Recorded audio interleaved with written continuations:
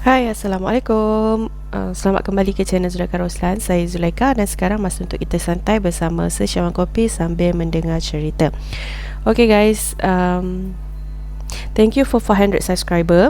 So sekarang ni kita nak road to 600 subscriber. Actually 4 video yang minggu ni saya post tu saya dah record minggu lepas. So masa saya dah reach 500 subscriber tu, video tu telah pun direkod lah. So that's why saya baru cakap thank you dekat video kali ni. Well, kepada anda yang secara tak sengaja terklik cerita ni sebab tertarik dengan video ni ke ataupun sebagainya, jangan lupa klik subscribe sekarang dan aktifkan notifikasi loceng. Kepada anda yang dah subscribe dan sudi kembali setiap kali saya update video, terima kasih banyak-banyak saya ucapkan. So untuk perkongsian video pada kali ni, saya ada 3 buah kisah mengenai pengalaman seram yang dialami oleh pengawal keselamatan. So tanpa membuang masa, jom kita mulakan. Okey, untuk kisah pertama ni actually sebuah perkongsian simple ataupun perkongsian kisah yang pendek daripada subscriber saya melalui ruangan komen. Dia kata ni cerita mengenai kawan satu kampung dia. Okey, kawan dia ni kerja security guard di sebuah sekolah rendah lah. Dia kata dekat sekolah tu memang banyak kali jugalah kena gangguan. Sampailah satu malam tu ada seorang rakan setugas dia pergi meronda-ronda sorang-sorang dekat kawasan sekolah tu. Mungkin nak pergi clocking semua kan. So yang kawan dia ni duduklah dekat pos sambil nak tunggu kawan dia tu balik. Dan dia kata macam lama sangat dia tunggu, kawan dia ni tak balik-balik tau. Dan disebabkan dah lama kawan dia ni tak balik, dia pun bangunlah nak pergi mencari kawan dia. Dia pun pusinglah keliling sekolah tu nak cari kawan dia yang hilang tadi tu. Dia kata 3 jam jugalah dia cari kawan dia tu, tak jumpa-jumpa. So akhirnya dia pun azan lah dekat situ. Bila dia azan, tiba-tiba kawan yang hilang tu muncul tau. Dia muncul dalam keadaan seperti dirasuk. Dia macam kena rasuk, and then dia bertingkah seperti ponci, okey, hantu gula-gula, makhluk gula-gula kan. So dia kata dia tampar kawan dia dekat situ, terus kawan dia sedar. So saya rasa kat sini mungkin bukan kawan dia dirasuk, tapi kawan dia meracau. Sebab apa? Sebab kawan dia kata masa dia hilang tu, dia macam disorok dalam satu liang lahat, and keliling dia dipenuhi dengan mayat seperti makhluk ponci. Okey, so dia kata memang dia takut lah kan. Mungkin sebab tu masa kawan dia jumpa tu, dia dalam keadaan meracau lah, sebab dia nampak keliling dia dipenuhi oleh makhluk ponci kan. Selain daripada apa yang dia cakap tu, cikgu-cikgu yang dekat sekolah tu pun pernah juga bagi tahu pernah terjumpa makhluk ponci dalam keadaan muka dia terbakar hitam. But biasalah cerita-cerita macam ni bukan semua orang percaya kan. Tapi bila orang dah kena and orang dah cerita, dah sampaikan apa yang diorang kena, barulah orang macam okeylah nak percaya benda-benda macam ni. So ni perkongsian yang pertama daripada subscriber saya. 2 kisah berikut ni adalah mengenai pengalaman kawan saya yang merupakan seorang security guard yang bernama Abu. Saya panggil dia, nama dia memang Abu lah, saya panggil dia Abu lah. Okay, so Abu ni memang daripada dulu sehingga kini dia masih lagi berkhidmat sebagai security guard. Tapi bezanya sekarang dia ni pangkat dah tinggi lah, dia dah jadi manager. So awal-awal dia bekerja sebagai security guard dulu, dia ditugaskan untuk menjaga sebuah blok bangunan pejabat. Blok bangunan pejabat tu bukanlah satu blok tu pejabat yang sama, maksudnya dia owner yang berbeza lah, sub-sub blok yang berbeza. So syarat dekat bangunan pejabat tu adalah setiap pekerja ataupun tender yang ada dekat situ, diorang tak boleh bekerja lebih daripada pukul 12.30 malam. Okay, so limit waktu bekerja adalah 12.30 malam. Lepas tu semua orang kena balik. Kalau let's say kau nak kerja overtime, kalau ada urgent ke, ada apa-apa event ke kau nak kena settlekan, kau nak kena buat satu surat rasmi bertulis kepada management, dan kalau management approve, guard akan dibagi tahulah yang akan ada pejabat buat kerja lewat malam. Tapi kebiasaannya memang tak ada lah. Okay, so hari pertama si Abu ni bertugas lagi, dia dah kena kacau. Apa yang berlaku adalah, okay, bangunan tu ada 15 tingkat. So masa tu adalah waktu untuk clocking, which is pukul 12.30 malam lah. So dia pun pergi clocking dengan seorang lagi kawan dia.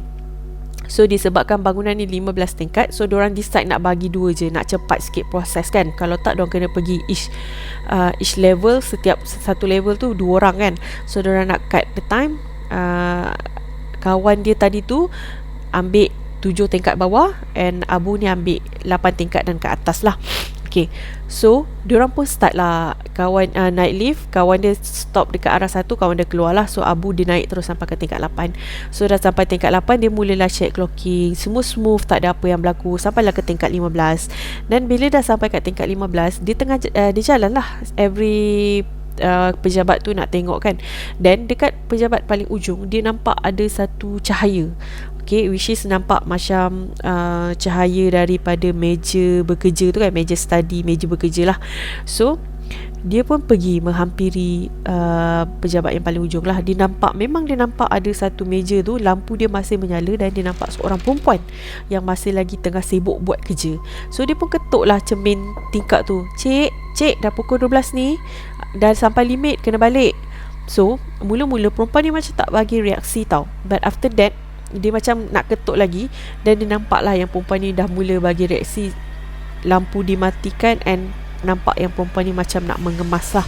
So dia pun tunggulah dekat luar, sebab dia dah dekat level 15 kan. So memang dia nak turun ke bawah kan. So dia kata macam alang-alang, tak apalah, tunggu turun sekali dengan perempuan tu.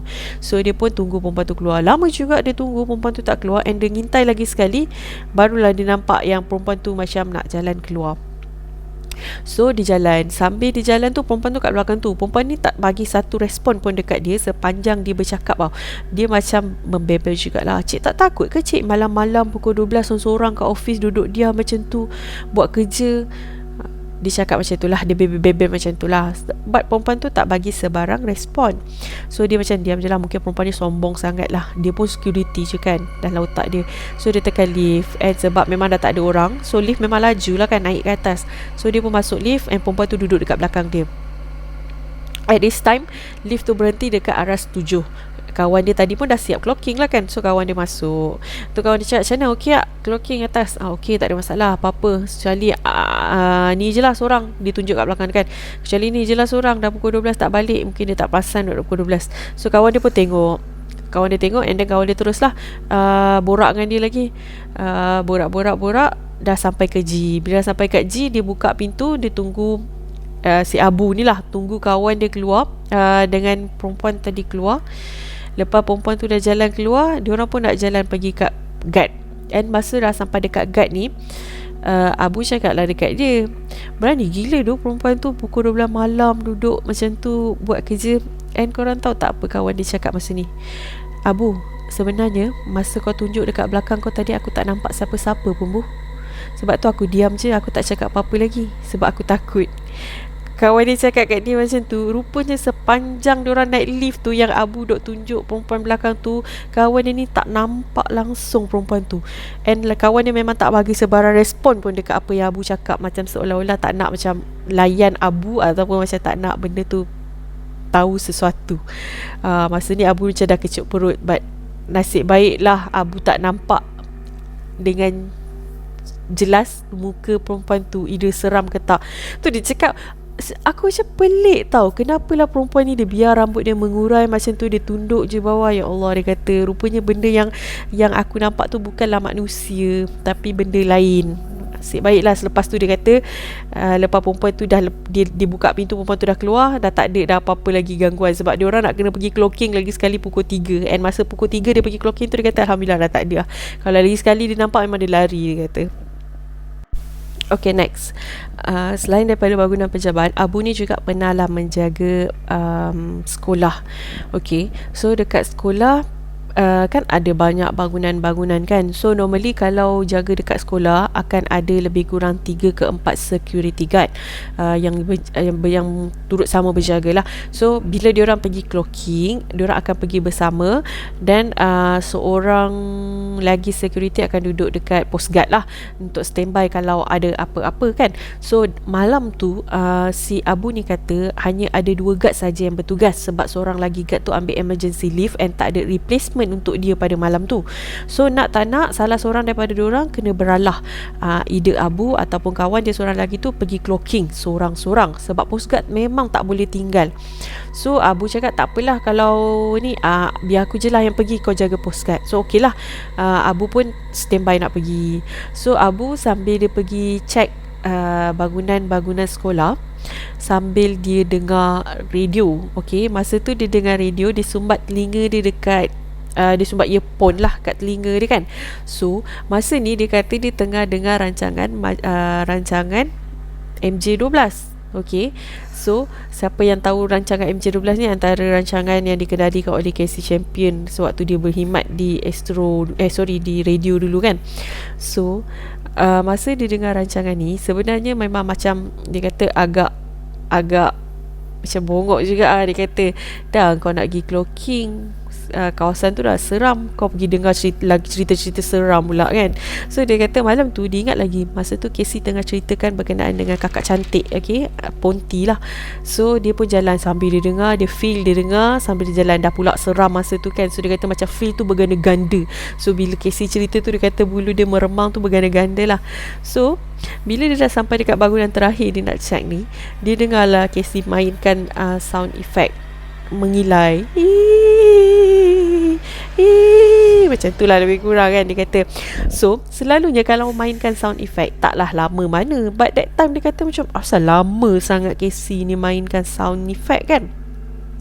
So dia pun keluarkanlah handphone dia nak tengok kenapa lama sangat Casey main sound effect.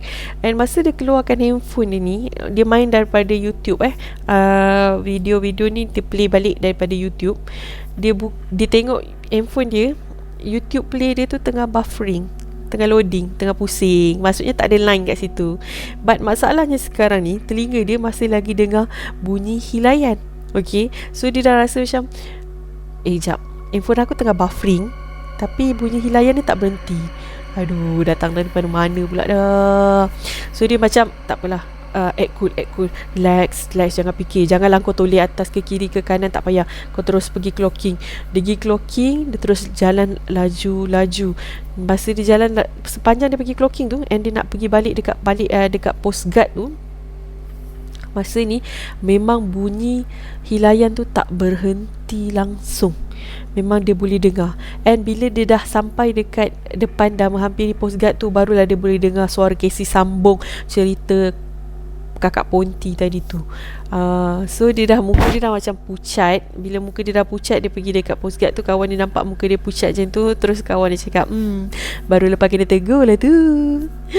Okay guys, itu je perkongsian cerita untuk minggu ni. Thank you sebab sudi dengar hingga habis. Jangan lupa like, share and drop in komen anda.